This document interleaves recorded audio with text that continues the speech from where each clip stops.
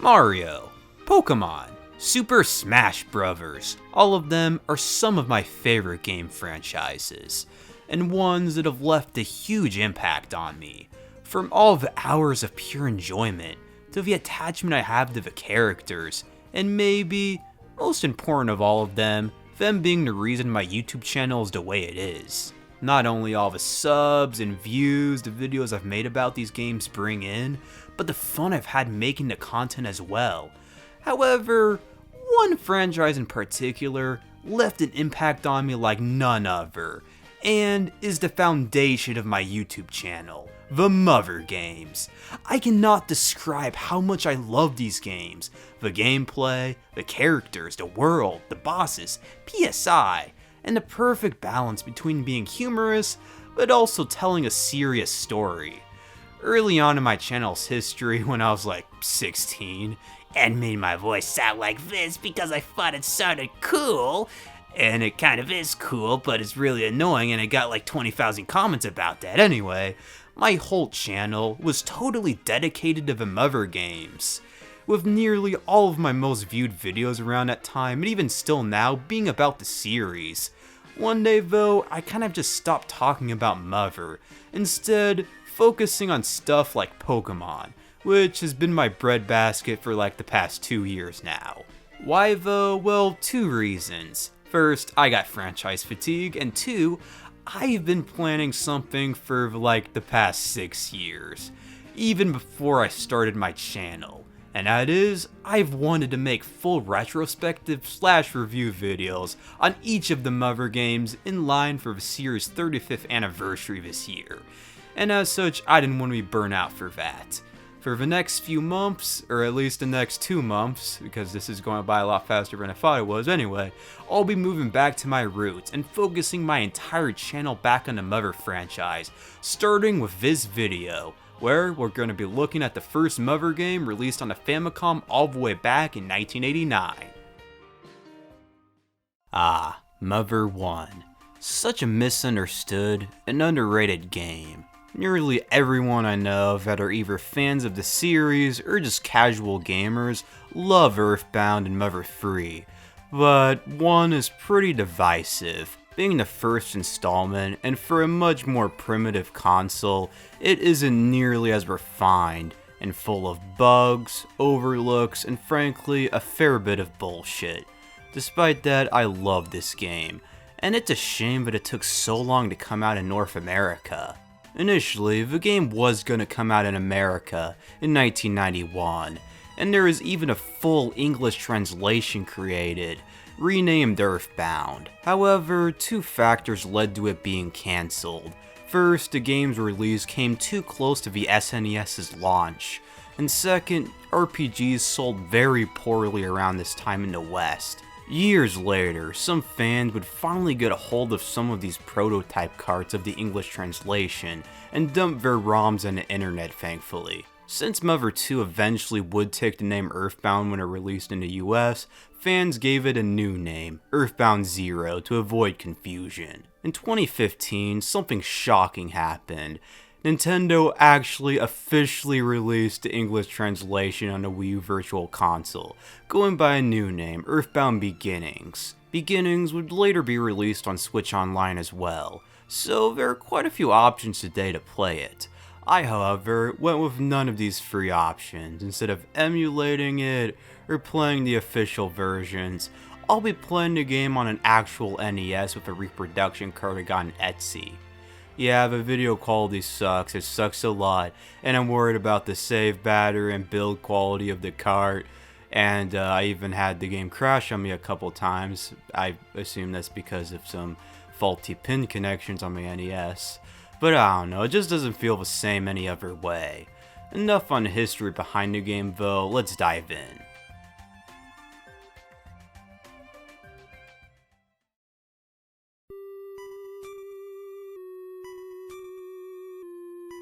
To start off our journey, we get one of my favorite title screens in gaming.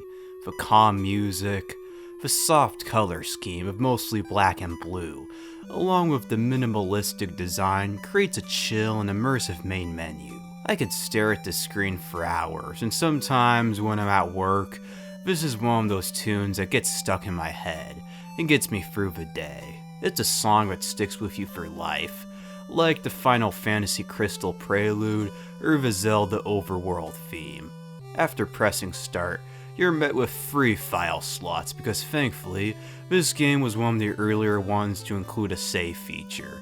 Of course, I doubt anyone watching this is going to play the original Famicom version or a repro cart like me, so even if it didn't come with a save feature, they could just use save states instead.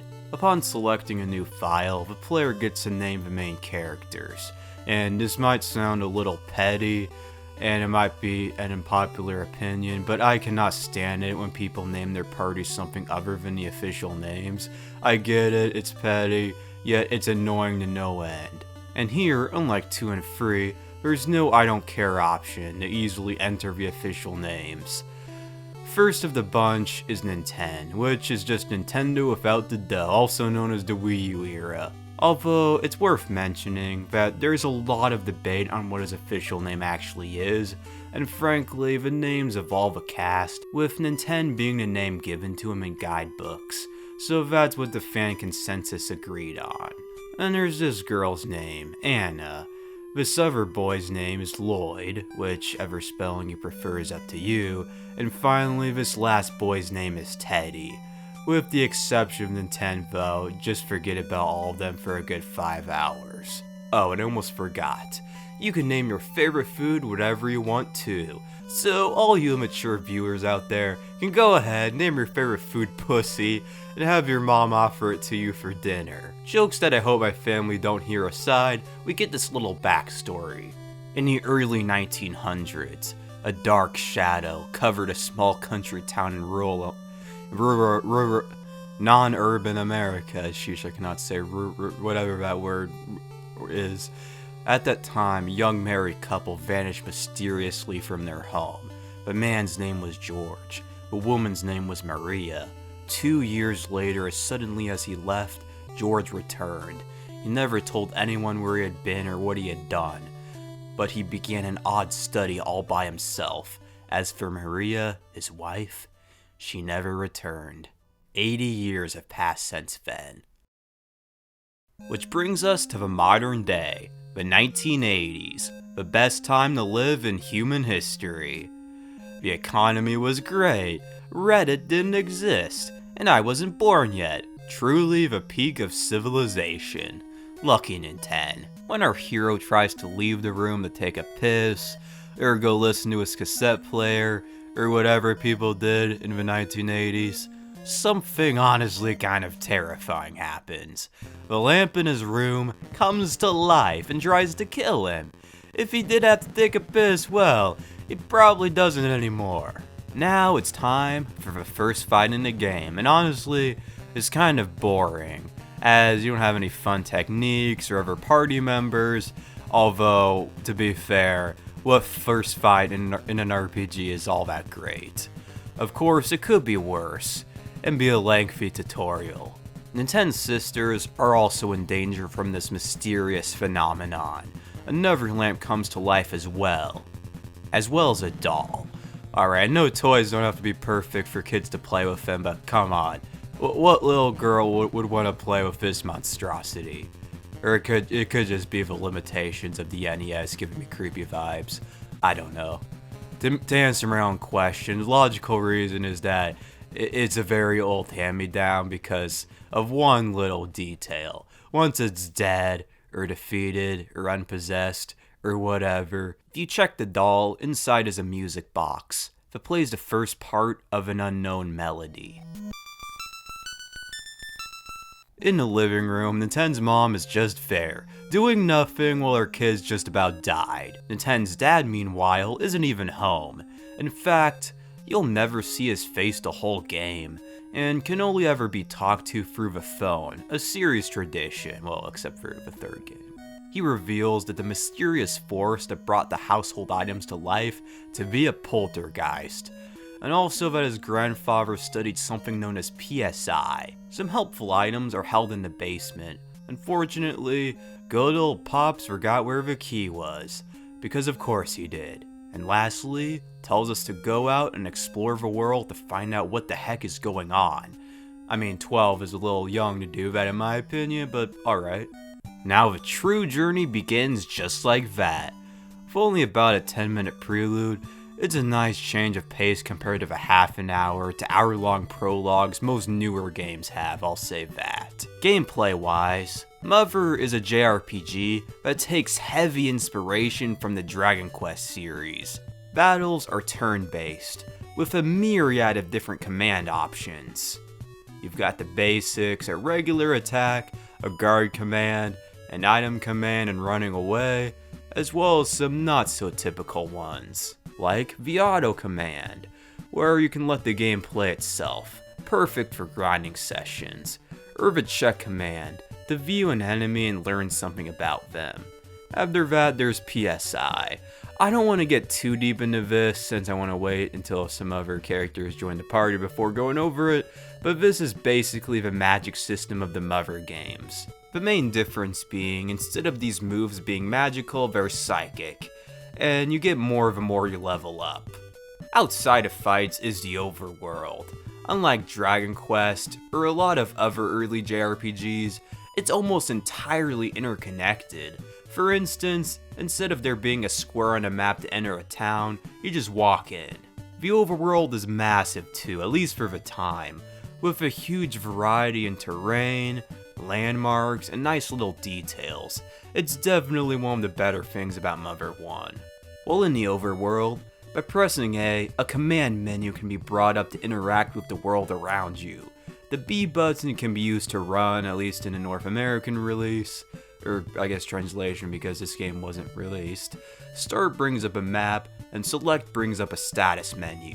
Again, I really don't want to get too deep into gameplay, since I want to go over every detail about this game, especially story, and it'd be kinda weird to go over aspects that mostly appear late into the adventure, then plot back into the opening hour story-wise.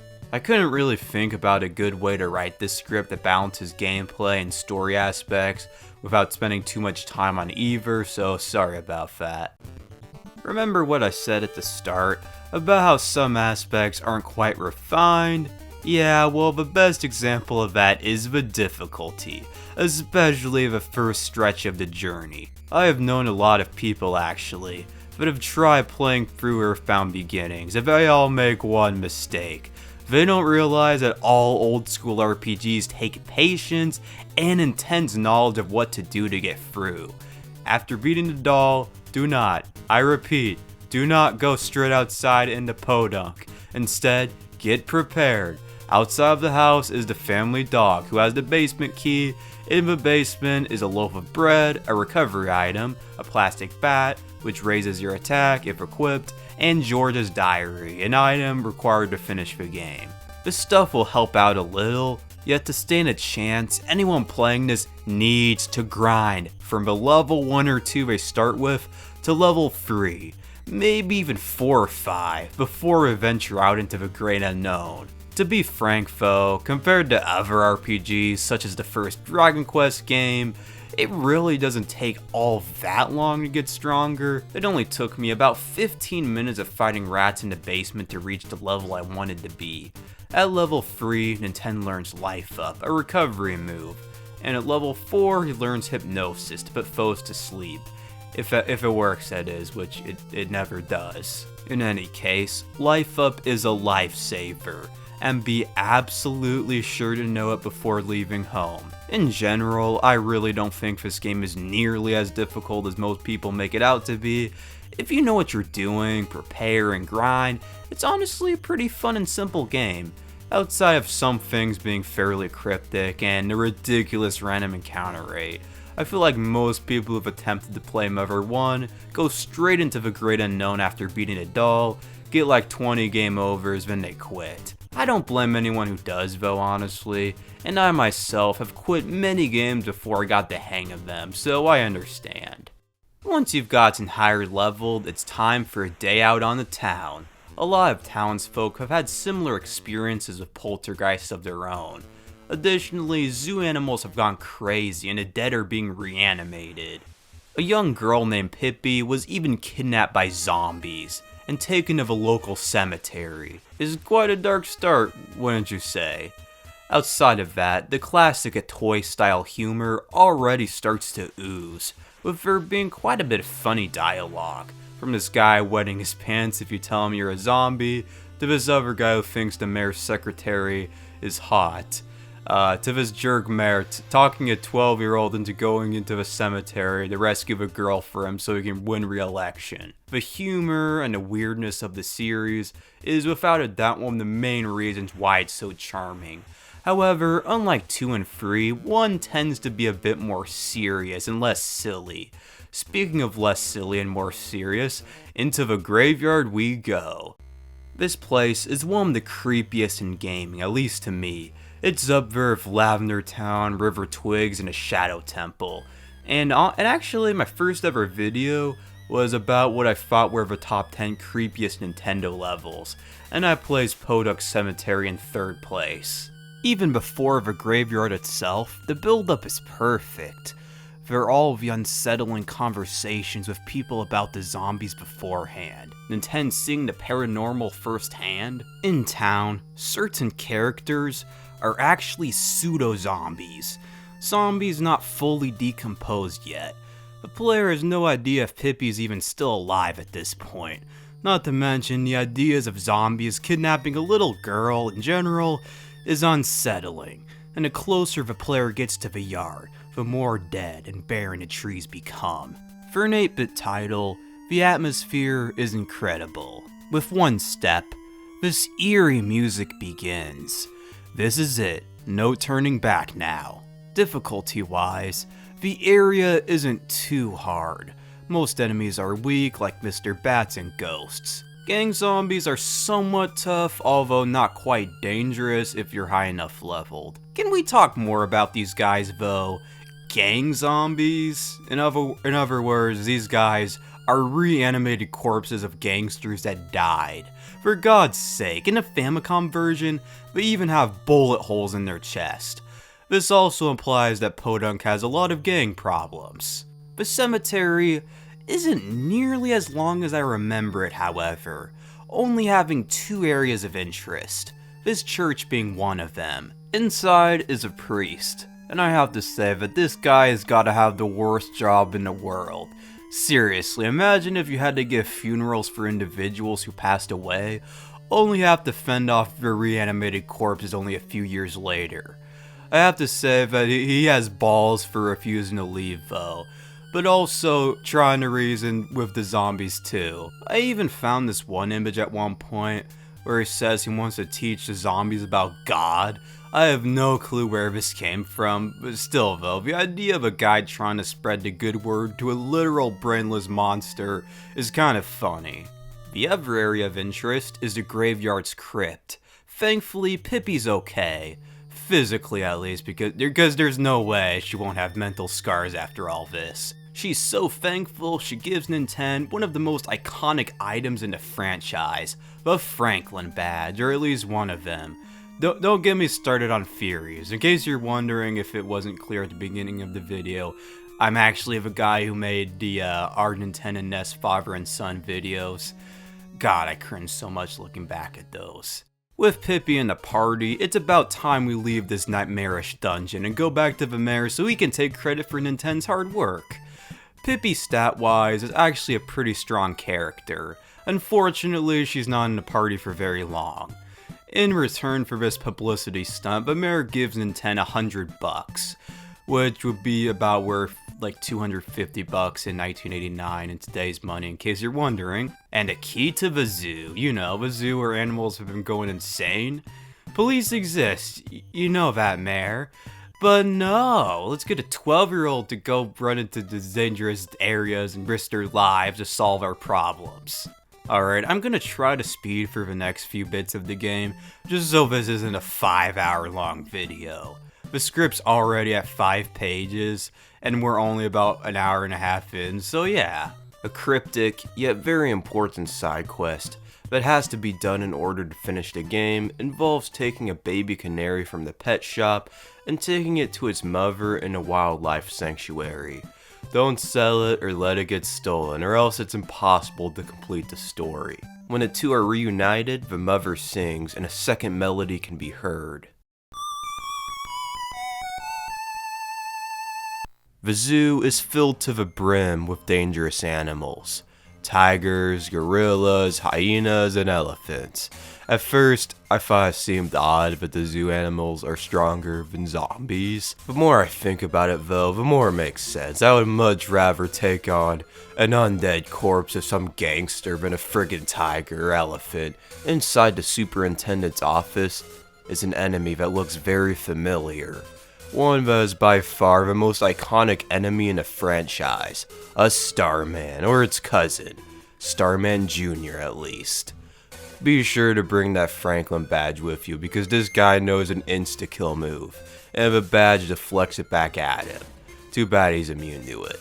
Once he's beaten, the animals seem to return to normal, one of which, a renowned singing monkey, sings a third melody.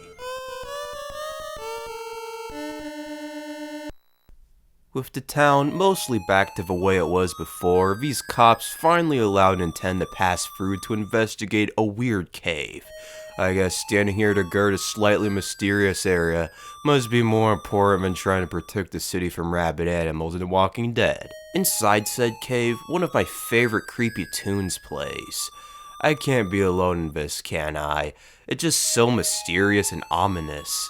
A weird, pink seashell thing lies at the heart of the cave. When investigated, Nintendo hears a voice in his head. Creepy. If you use telepathy on the rock, he recites a line from his grandfather's diary, and gets taken to a new land, Magicant. Ah, this place. My favorite area of the game. And one of my favorite areas in gaming in general. It's a nice change of pace to go from all the unnerving and eerie themes up to this point, and just have a relaxing and peaceful vibe.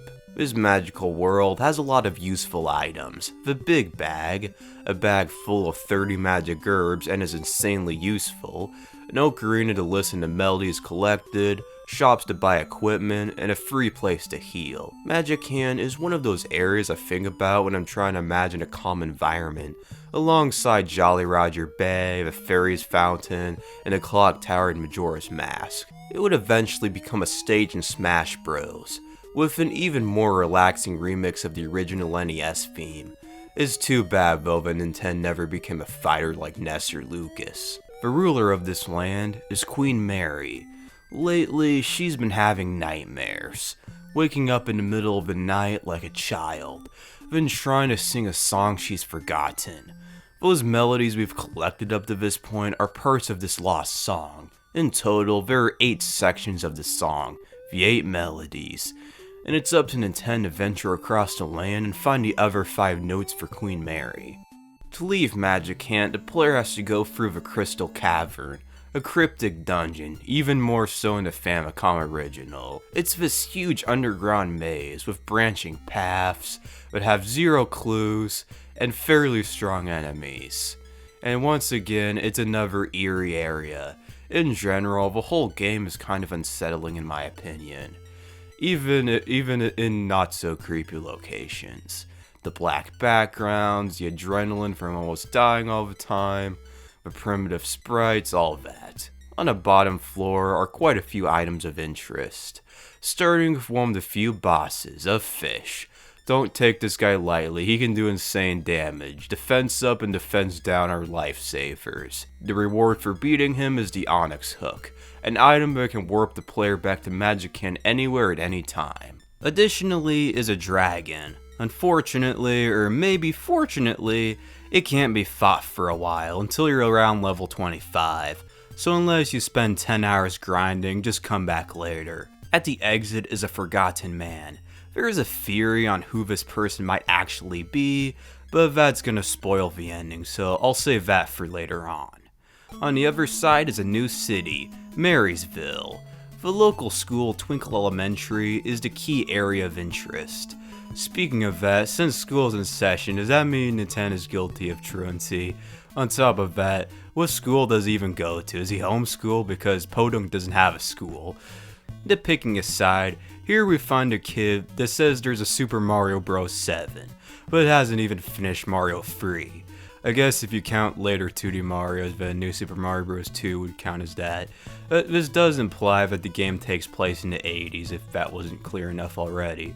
So that NES and Nintendo father-son video theory I made is pretty much impossible. Maybe I'll remake that video someday, I don't know. One student has been bullied relentlessly. Lloyd. The poor kid is found inside of a trash can, on top of the roof of the school. If he's given a bottle rocket from a nearby factory, he becomes your friend. And we have our second team member. It's really cute how excited Lloyd is about their friendship, listing all the things they can do now. And as someone who's never really had many friends growing up, I can relate to Lloyd a lot. More than like any other character in the series, honestly, except for maybe Lucas, but I'll talk more about that some other time. Lloyd, sadly, is only level 1 when he's recruited. On the plus side, it doesn't take that long to get him to roughly the same level as Nintendo, or at least close. Only about half an hour or so fighting enemies. Magicant is the best place to do so, at least for a while. Lloyd is similar to Jeff since he doesn't learn PSI. Instead are a number of special items you can use. Bottle rockets, plasma beams, flamethrowers, and more. The only problem, compared with Jeff, is how difficult it can be to get some of these weapons, so most of the time, Lloyd is just a bash machine. And while Nintendo equips bats, Lloyd's equipped weapons are guns. Yeah, you don't have with Lloyd. I'm gonna skim through a lot more of the game since it's not that noteworthy and his video is already, again, like, really long already. Probably at like the 30-minute mark already. There's this ginormous factory, Duncan's factory. Launching a rocket from within destroys this rock that's been blocking the train tracks, opening the road to the station. From here, a number of towns can be visited, the most important being Snowman. This town is yet another one of my favorites. The vibes it gives off aren't the usual Christmas or holiday themed ones that you get from a lot of other winter themed worlds in video games. Instead, it reminds me more of a snow day in early January or February, when schools close, you and your friends go out to play in the snow, and you end the day with a hot meal your mom made. Just be careful who you talk to, since quite a few people in this town have colds. When infected, it's basically like being poisoned in the early Pokemon games, red flashing and all. I'm sorry if this footage is hurting anyone's eyes. I forgot about that part, so yeah. In the town's chapel lives a little girl, Anna. She's had dreams and visions of Nintendo coming here. Sounds a lot like another psychic power girl, doesn't it? Her mother has disappeared, so she joins Nintendo and Lloyd on their quest to find out what's going on. Anna is no pushover though, easily being the strongest character in the whole franchise, for one reason, her PSI. PSI is basically the magic system of the series, with the various moves covering nearly everything, from attacking to healing to teleporting, inflicting a hellish existence and even sucking pee-pee of an enemy. Most of the most iconic PSI moves of the series are established in this game, including life up to recover HP, healing to cure status conditions, teleport to move across the world in the blink of an eye, as well as the offensive moves, PK Fire, PK Freeze, and PK Thunder. Most PSI have a few variations, each named after a letter of the Greek alphabet, with alpha variants being the weakest, followed by beta, then gamma, and finally omega. Although it's worth mentioning that in this game, healing and life up have pi variants as well. Later on, life up only has 4 variants. Alpha, which usually only restores a little PP to one party member, Beta, which restores a lot, Gamma restores all, and Omega restores a lot to the whole party. So what does life up pi do? Well, it does what Life Up Omega does in the later games, while the actual Life Up Omega restores all HP to every party member. Overpowered to be sure. One problem though, only Anna can use it, and she doesn't learn it until level 34, which most players might not reach even at the end of the game. Heck, I had to grind for hours just for her to learn it. The healings work a bit differently too, with each variant only curing a specific condition, instead of each variant curing an umbrella of conditions, with the higher ones curing everything or curing the whole party. Healing Alpha cures poison, Beta cures paralysis, Gamma cures being turned into stone, and Pi sleep. What's kinda weird is a move named Super Healing, which brings a party member back to life. Why they didn't just name that Healing Omega is kind of beyond me. Like, why would you call something like Super Healing? Why not just have it be Healing Omega? Or why isn't there a Healing Omega that does, like, cures every status condition instead of unconsciousness? How PSI is learned is different in each installment.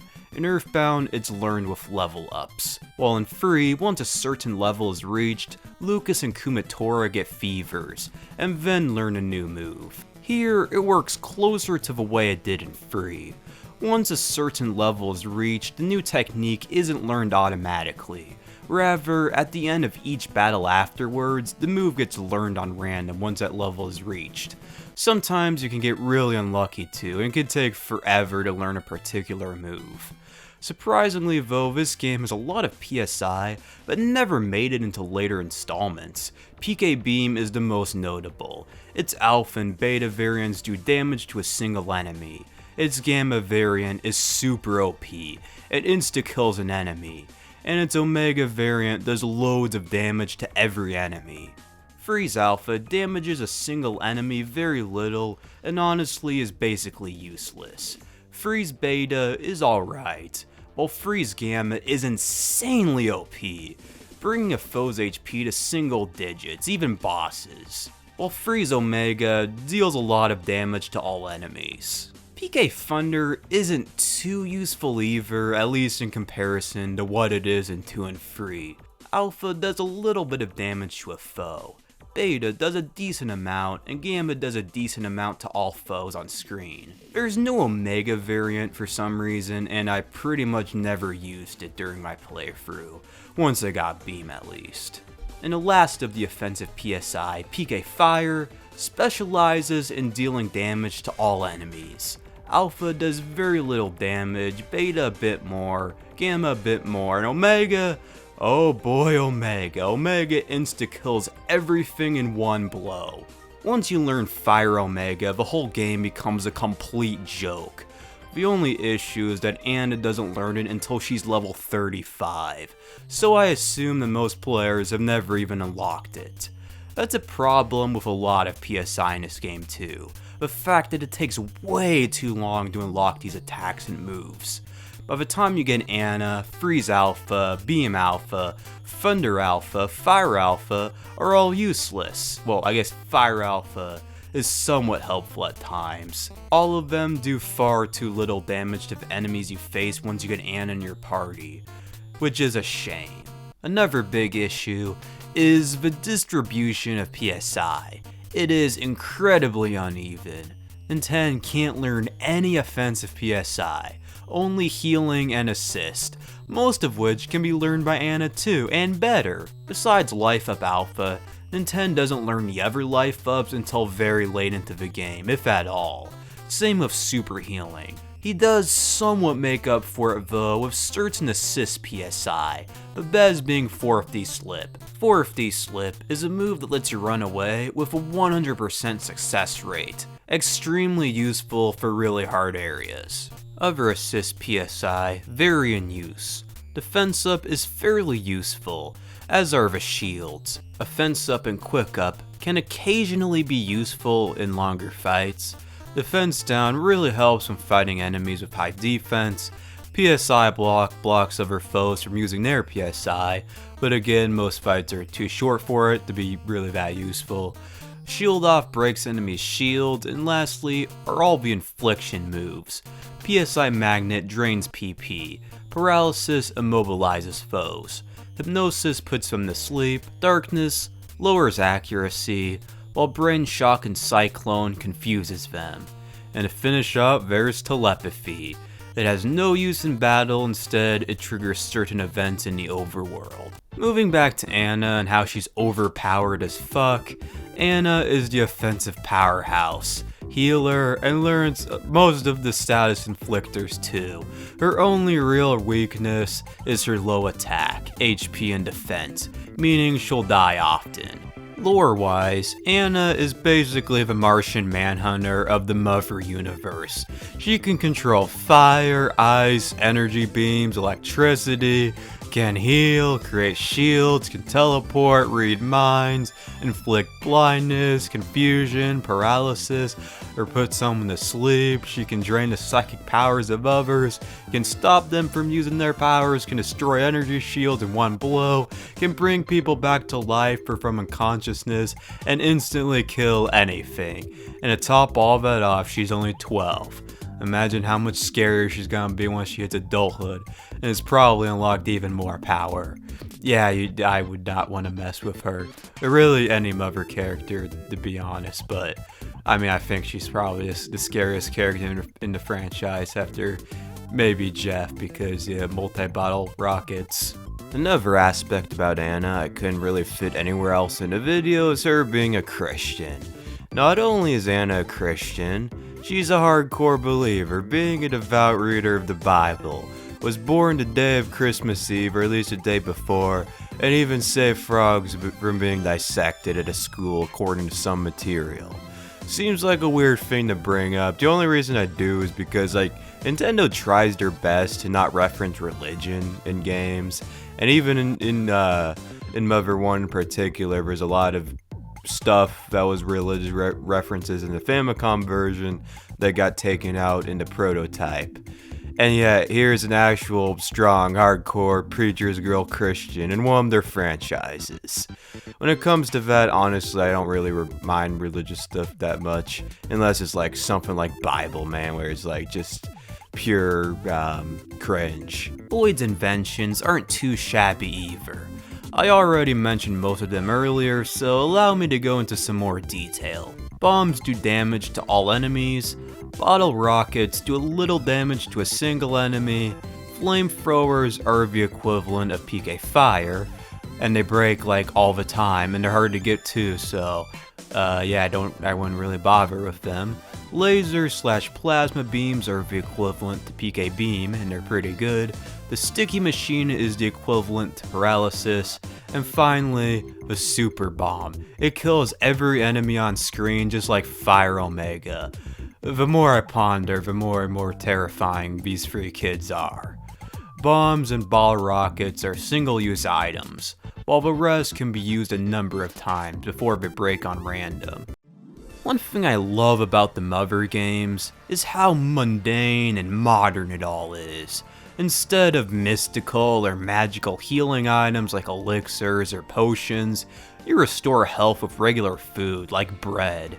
And equipment isn't futuristic guns or medieval-inspired swords or armor, mostly just normal, everyday household items like baseball bats or frying pans, which on second thought is actually a way more violent and brutal way to go than just getting shot in the head by a gun. At least I would definitely rather go that way than have a 12-year-old girl whack me in the head until I die. Saving involves talking to Nintendo's dad to record what happened. Enemies don't outright drop money, rather that money is moved to Nintendo's bank account, which can be withdrawn from with the ATM. What's kind of funny is, looking back, I think this actually might be my first exposure to ATM machines, or ATMs because it's automatic teller machine. It's not, it'd be weird to call it an ATM machine because it's automatic teller machine. Anyway, that tangent over, yeah, this legit, I think, was my first exposure to them, or at least Earthbound was. But sheesh, the prices of everything in this world are bad. Like, a frying pan is $300, and I thought inflation was bad now. Nintendo's dad must be loaded to afford all of this, is all I can say. The promotional content that went along with Mother is amazing too. Not even a lot of bigger Nintendo titles of the era had this much to go along with it.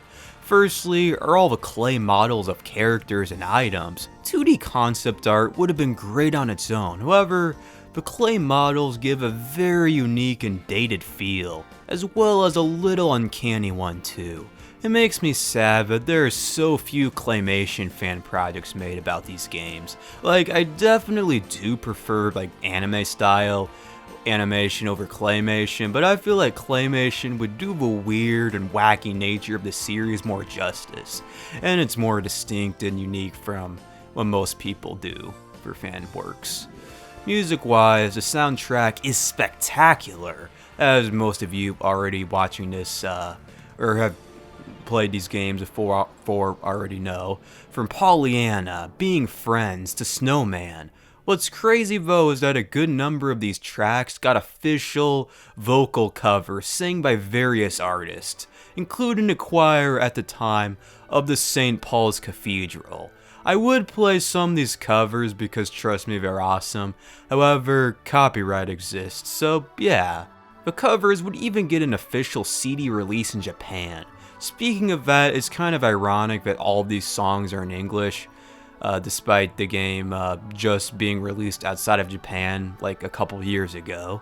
Some pictures were taken of real locations to represent the various areas. It's surreal to see them being represented like this, being so radically different than the way the actual in-game locations look. That just might be the real life aspect of it though. Speaking of real life, the commercial for Mother 1 featured real life actors, with Nintendo somehow having learned PK Beam, and Lloyd just sitting there doing nothing. But we can't talk about Mother without talking about its creator, Shigegosto Itoi. Well, to us Americans, Itoi is for the most part associated with Earthbound. He has had a long public career as a writer and songwriter in Japan. Itoi was inspired to make this game by the John Lennon song of the same name. Nintendo's dad only being interacted with from a phone reflects Itoi's own childhood experiences, as do a lot of other elements of the series. He's a fascinating and cool dude that everyone has a lot of respect for, and I wish him well in his twilight years. Okay, now let's go over all the negative aspects of this game, and oh boy are there a lot of them. I already spoke on the difficulty earlier, so to put it simply again, the whole game is incredibly difficult for a first timer. The main cause of this problem is the random encounter rate and the strength of enemies. The random encounter rate is way too high at times, and combined again with how hard it is to run away from dangerous foes, you can die a lot just from sheer bad luck. Heck, even running into 10 weak enemies in a row, while not risky, is still annoying as hell. Although, I do have to say, it does add a bit of tension. At certain points, even a feeling of uncertainty, if you will. During certain points, my heart was pumping hard, trying to escape from dire situations, not knowing if you're gonna run into a horde of strong bad guys one move away from a game over. It's been a long time since I felt this way playing something. With how much I love this game, it's been the most fun I've had in a game in what might be years. That being said, it still doesn't change the fact how irritating it is running into fights every 2 seconds. Most of all in areas where the enemies are so weak you can beat them in a single blow, and they practically give out like no XP, at least relative to your level.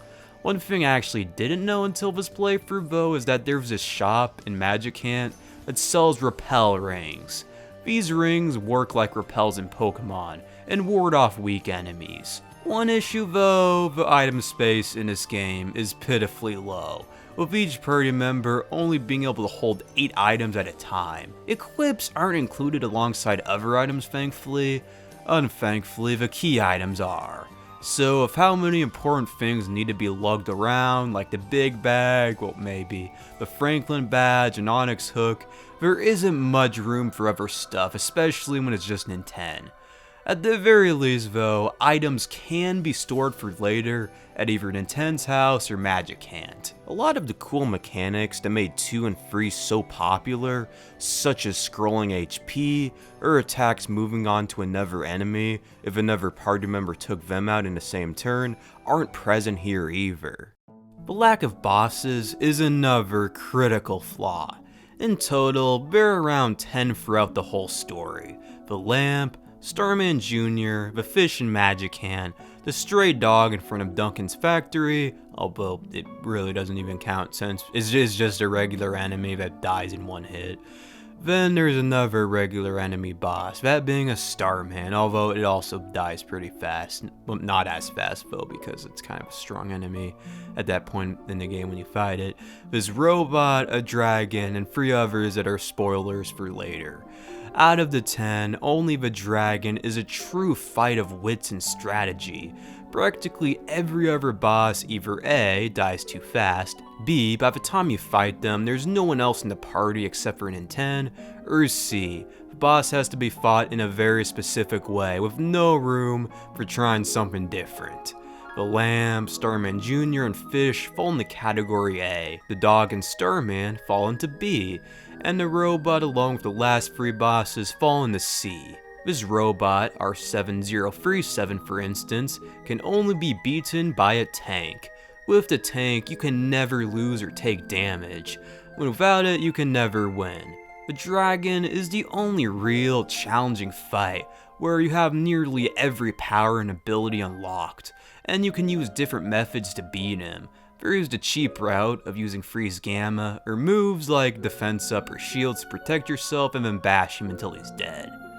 Despite these flaws, once again, I frickin' adore Mother. Kind of like with Majora's Mask, I have a deep knowledge of what to do, where to go, and what you need to get through. Because of that, I don't have moments where I want to give up, or have to look at a guide to navigate cryptic moments. My playthroughs have been fairly painless. Even before I played the actual game, I watched various people's LPs and formed the photographic memory of everything. Compare that to someone whose first experience is playing it like Earthbound, not knowing any tips or know-how or anything, and getting 50 game overs. In short, I'll never be able to understand why so many people dislike Mother 1 on a personal level. On an investigative level, sure, but I am super biased, and I feel kind of bad for treating other well-regarded titles I didn't like the same way that others treat Mother. Now let's get back to collecting those melodies. Well, after spending a good half hour grinding up Anna, that is. The 4th melody can be found in a haunted house, in a town called Spokane. The city has been abandoned and attacked by monsters, leaving the citizens with no choice but to move outdoors in the wilderness, which seems like it'd be more dangerous, but that's just me. There is one person in town, however, a hotel clerk, that had the courtesy to at least wait until the groups had a good night's sleep before revealing themselves to be a Starman and trying to kill them. The haunted mansion was previously owned by a family going by the Rosemarys. Their house in particular is the most haunted spot in the whole region. The Rosemary Manor isn't that long of a dungeon, thankfully, yet it unnerves me, maybe even more than the cemetery a little bit. The cemetery is overall creepier since it's so early in the game. However, I don't know, it's more open, it's less dark color-wise, and here you can actually hear ghost voices. Seriously, I've harped on this multiple times in this video. The story to Mother 1 is really freaky the deeper you think about it. The mansion is maze-like, albeit a very easy to figure out one, and in the final room is a piano holding the next melody. Melody 5 can be found up north in Yucca Desert, although I usually like to take a detour and head a little further ahead than you're meant to do at the time and reach Youngtown. Does that tune sound familiar? It's Paula's theme, and like Paula's house, the town is full of children. All the villagers are children, in fact. Just like with Anna's mom, these guys' parents got nabbed by someone and taken west, leaving the kids to their own devices. Very Jimmy Neutron-esque, if you ask me. Well, this game came out like 12 years before that, so it's not like Itoi took inspiration from that movie, unless he's a goddamn time traveler. I don't know what my point is. Disregarding my tangents, from here, your adventure gets easier, as well as more convenient, due to a new power Nintendo and Anna learned from a psychic baby, Teleport. As its name suggests, with it, the player can travel around anywhere they want. The only downside is it takes some room to pull off. Actually though, with the Onyx hook, it's no problem at all. Just return a Magicant with tons of wide open space and boom, the whole world becomes a lot smaller. Back in the Desert is a World War II veteran, a line that can't be said for much longer. He offers plane rides and a trio to ride a tank. Awesome. Too bad it only lasts for about a minute, and the only fight in it is with that robot I mentioned earlier that you always win against if you have the tank and you always lose against if you don't have it. Inside the ruins it was guarding is a monkey cave. There's not too much here except for another entrance to Magicant and a creepy monkey hitting on Anna. Where is Chris Hansen when you need him? In the heart of the desert lives a cactus with a face. Using telepathy on it unlocks the 5th melody. On the other side of the swamp next to Youngtown lies the last city, LA, spelled like this, not the actual city of LA. I would say thank God if this town didn't have a worse crime problem than the actual LA.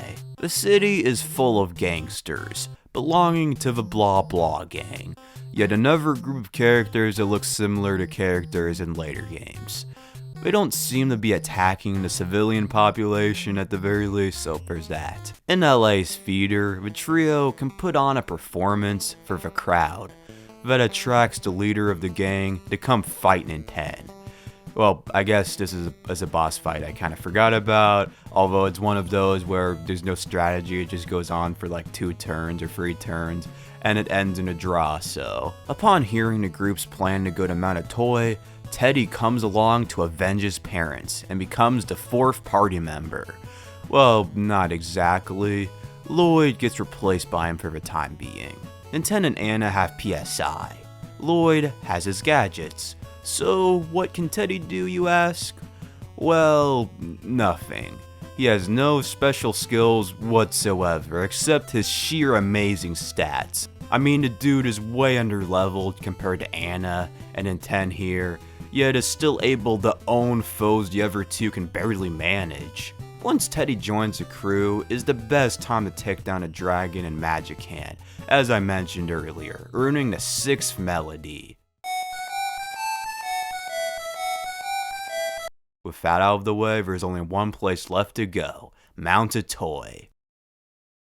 Alright, get ready for the climb of your lives, because scaling this mountain is the most difficult section of the whole series. Itoi himself, in interviews, has said that they're running out of time, so they neglected fine-tuning the difficulty around the endgame. That's an understatement. Firstly, the cave leading to the base has weaker enemies compared to the rest of the mountain, yet is very cryptic and hard to navigate. On the bright side, it contains the ultimate weapons of Anna and Nintendo and Teddy, rather than all the ultimate weapons being dropped by certain enemies with like less than a 1% chance of being dropped like in Earthbound. It's 2024, so don't feel bad, just use a map. If you do, it's not that terribly bad. Once you reach the outside, don't dilly-dally. Head straight for a house on the mountain, and don't fight any enemies unless you're incredibly over-leveled. Hell, even if you are, it's still not a great idea to try your luck, because the enemies here can mess you up. If you get a game over, it's all the way back to the last place you saved. Although you do keep your progress, thankfully, which is something about the game I forgot to mention earlier. The house you're meant to go to is owned by a healer, who can heal you, obviously. And he has a phone to save too. If you can make it up here and save, then getting a game over is just a minor inconvenience at this point. Something else happens in the house though, something unlike anything we've seen up to this point. When entering the back room, Teddy says he has to make some calls, most likely to his gang. That leaves Nintendo and Anna to their own devices. Anna stands in front of the door. When you talk to her, she says, "Silence falls. Would you like to dance?" The two then have a romantic moment and start dancing. It's a sweet moment for sure. I mean, yeah, there's not much build up to it, yet, for an 8-bit title, it's heartfelt. I do wonder what the scene would have been like if the game was remastered. There's no shortage of fan-made interpretations of this moment though. Anna then goes on to ask Nintendo if he loves her. He says yes, but the moment is interrupted by Teddy. Awkward, and to make things even worse, a giant robot comes to kill them. This is a fight you cannot win no matter what you do. Don't even bother healing or anything, just give up and let the robot kill you.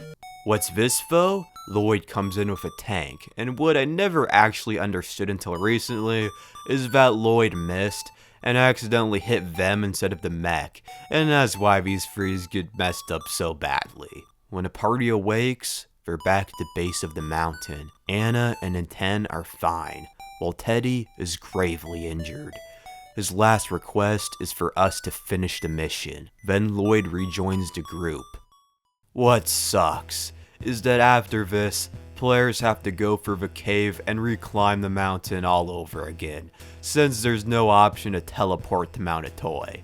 Additionally, with Lloyd being much weaker than Teddy, it's a drag to do so. Well, not for me, since I was grinding like crazy to get the last PSI. It would take forever to get like Fire Omega. High up on the mountain, on a lake, is an old motorboat, but only Lloyd can fix up, hence why letting Teddy get fucked up is necessary. Well, kind of. This boat leads to a hidden lab, with a robot, built by Nintendo's great-grandfather George, Eve. She absolutely destroys all enemies, doing well over 1,000 damage at times. This is insanely helpful for grinding. Unfortunately, there's no way to save while she's in the party, because the minute you either go too far up on the mountain or try to go back to the healer's house, it's yet another giant robot. Eve and them face off, ending in both of their demises. With the last of her power though, Eve teaches the next melody. With Eve dead, the only place left to go is the peak, to fight the final boss. The enemies leading up are insanely tough though, even with moves like Fire Omega. I'd recommend not getting Eve until you're ready to beat the game in the same session, so she can take on a lot of these guys for a while. While I'm at it, I should also mention that it's possible to face the final boss with Teddy instead of Lloyd. To do so, players need to skip the live show in LA, head straight for Mount Itoi and do the whole Eve segment, and then recruit Teddy. I wouldn't exactly recommend it honestly, since A, it goes against the canon, B, there's only around half an hour or so of the game left at this point, so it's not worth spending all that time just to have a slightly stronger character for that time. The enemies further up the mountain get tougher and tougher. Despite being over-leveled and all that, I actually got a game over. Forfty Slip will be your best friend. At the mountain's peak lays a gravestone, the grave of George. Using his telepathy, Nintendo speaks to it. George explains that the melodies they've been collecting are from Nintendo's great-grandmother and his wife Maria, who never returned to Earth, and teaches him the final melody.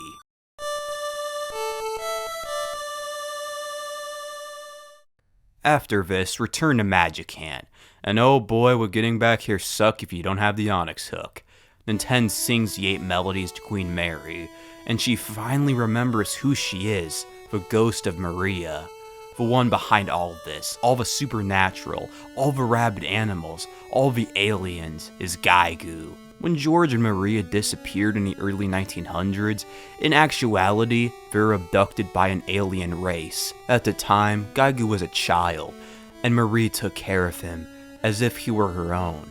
Not much is told about what happened after that and before George's return, but somehow Maria was trapped in her own mind to create Magicant. Remember that forgotten man from earlier? Some theorize that this guy's George.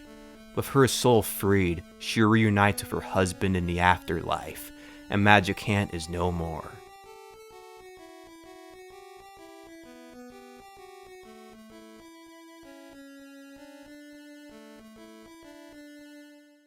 What is beyond great is after this cutscene, the group respawns near George's grave, so thank God another rescale of the mountain isn't required. A disturbing sight resides in the final cavern, hordes of humans in tubes floating along in the darkness. It's never explained exactly why Gaigu did something like this. Did he do it because he doesn't want to kill people directly? Is he experimenting on them? Is he using them as a power source? Who knows? Any way you slice it, this is disturbing. Then Ten, Anna, and Lloyd finally face off against Gaigu next. This is a battle that, while not all that great gameplay-wise, the interpretations and story elements behind it are phenomenal. Gaigu reveals that George stole secrets from his race that can be used to threaten his people. However, he at least has the courtesy to offer to spare Ninten, although he rejects it. Gaigu is an insanely powerful being. Just how strong, Mewtwo level, Frieza level, whatever level he's at, his powers are so far above humans that the trio's attacks are like those of insects, while his are inexplicable to them. He does have one weakness though, not one that hurts him physically, but emotionally. His Mother Maria's lullaby, the 8 melodies. As he hears this song, memories of his love for her, memories of her love for him, flood back. There's so much that is never quite revealed about his race or planet or life, so it's up to fan interpretation to determine why Gaigu tries to take over Earth and all that. Is Gaigu really evil? Or was he forced by his race to conquer the Earth when he didn't want to? On top of that, was he the one who killed or trapped Maria and Magicant? No matter what the case, hearing this melody fucks him up emotionally. I've seen tons of fantastic fan works covering this battle in a way that the NES just wasn't capable of on a technical level. It's a real shame too, since I'm sure a lot of people think this is a boring and underwhelming fight, especially from a gameplay standpoint. I mean, all you do is sing and heal to make sure you don't die. Ultimately, Gaigu hears the song in its complete form, causing him to lose all morale, and he decides to give up his conquest of the Earth. With the alien retreat, humanity is left to prosper once again. Anna and her mother are reunited. Teddy recovers from his injuries. Lloyd's days of being bullied are over, being celebrated instead as a hero. Ninten and Anna return home, but the two still keep in contact with letters. I like to believe that eventually the two get married and have like 8 kids, and live a happy life. For now, with the Earth's crisis over, Ninten goes to his room and catches some Z's while the credits roll. And that was Mother, an 8-bit masterpiece. Sure, by today's standards, it doesn't feel like much. Yet, despite all the limitations and lack of dialogue, the story and characters have inspired so much fan theories, works, and interpretations. When compared to similar RPGs of the era, like the early Dragon Quests and Final Fantasies, you don't see nearly as much love and dedication for their stories and characters.